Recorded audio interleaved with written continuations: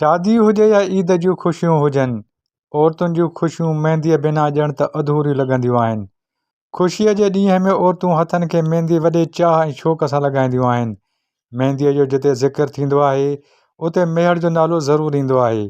मेहर जी मेहंदी पंहिंजे रंग ऐं क्वालिटी जे लिहाज़ खां हिकु मुनफ़रिद हैसियत रखे थी। मेहर जी मेहंदीअ जो रंग ऐं क्वालिटी जे हिसाब सां को बि सानी न आहे। मेहंदीअ जो फ़सुलु साल में 2 दफ़ा थींदो आहे। मेहंदीअ जे काश्तकारनि जो चवणु आहे त मेहर जी ज़मीन मेहंदीअ जे फ़सुलु पोखण लाइ तमामु बहितरीनु आहे, जिते मेहंदीअ जो फ़सुलु पोखियो वञे थो।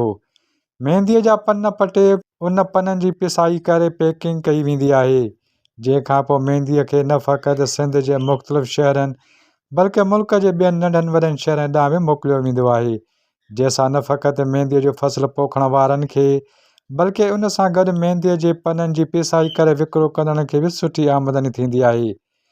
हिन वक़्तु मुख़्तलिफ़ शहरनि में मस्नूई रंग वारी मेहंदीअ जो विकिरो दुकान ते आम थी चुको आहे, जंहिंजे करे ख़रीदार मेहर जी मेहंदीअ जी सुञाणप बि नथा करे सघनि। अब्दुल फ़ताह उढो, A4 न्यूज़।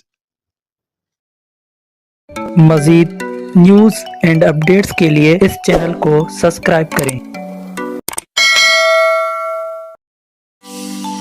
वधीक ख़बरुनि जे लाइ असांजे YouTube चैनल खे सब्सक्राइब कंदा। A4 news 786।